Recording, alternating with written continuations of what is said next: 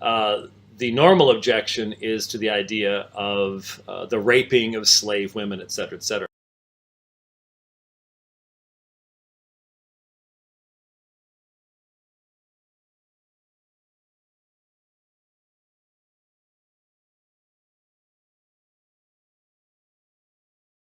Uh, Fundamentally, the issue was that when the Israelites took a enemy nation, that they were allowed to take certain of the women who had not known men.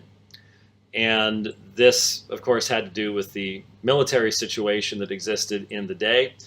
And what is often missed by these folks, and I don't even have a clue what the 32 virgin women of Jesus thing is. Since you can't even get the text right, then it's obviously just a flight of fancy imagination. No, the reference is correct. All you would have needed to do is read down to the verses 40. Let me read it out for you. Um, They gave 675 sheep to the Lord. The soldiers got donkeys. They gave 61 donkeys to the Lord. The soldiers got 16,000 women. Then they gave 32 women to the Lord. This is verse 40, which I referenced. Then they gave women to the Lord, just like they gave donkeys to the Lord and cattle to the Lord. So it was there. You just didn't read far enough down. But the normal objection is to the idea of the raping of slave women, et cetera, et cetera. What's normally missed, and again, if you go to Sermon Audio, look up the Holiness Code in the sermon series that I did at PRBC, and look these texts up, I expand upon these things more fully. But what you need to understand is if there was not provision made for these women, once the husbands had either died in battle or been executed, they would be left with no visible means of support in a destroyed area, and basically it was a condemnation to death. This was actually a mechanism whereby life could be saved.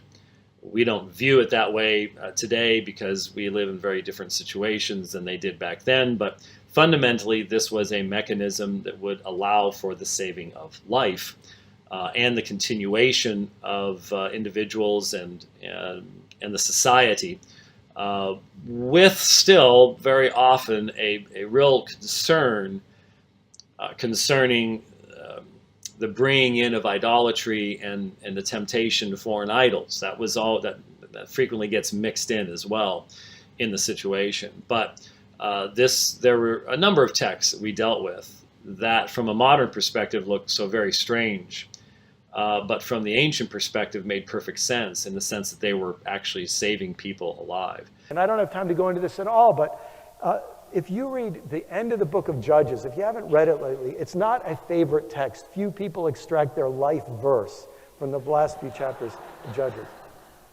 It's this horrific story about a Levite who has a concubine. That's not a big problem back in the ancient world. He has a concubine. She gets raped. So, in outrage, he cuts up her body into pieces, sends it out. The people are outraged. They go and they kill a whole bunch of Benjamites. Anyhow, it's a long story. There's a lot of trouble. And now the perpetrators of the crime are left without enough women. And I won't go into it. It's a crazy, wild story. You really should read it. It would be like a great HBO miniseries. And you get to the end, and you realize in this ancient world, so they go kidnap a bunch of women to make wives for the perpetrators of the rape. I mean, it's crazy. I mean, women, you ought to read that to see. And it ought to make you really, really mad. And men, if it doesn't make you mad, listen to the women. They'll tell you why it ought to make you mad. And you know what? God seems an accessory to the crime. This is the kind of people that are called God's people. Fast forward a little bit to the story of Ezra and when they've taken foreign wives. And Ezra just says, we can't have any foreign wives around here, divorce them all. And again, God is relatively silent in all this, but he seems to be an accessory to the crime. You have all these stories in the biblical text where women are treated like dirt. And there's no good way to make it look better. Deuteronomy 21, verses 10 to 14. When you go out to war against your enemies, and Yahweh your God gives them into your hand, and you take them captive, and you see among them captives a beautiful woman, and you desire to take her to be your wife, and you bring her home to your house, she shall shave her head and pare her nails, signs of mourning, mourning the loss of her loved one, mourning the loss of her loved one.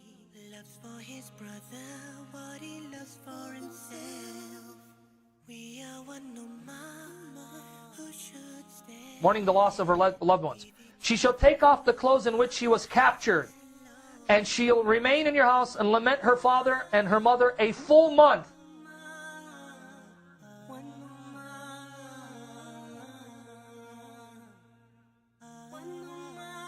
After that, you may go into her and be her husband.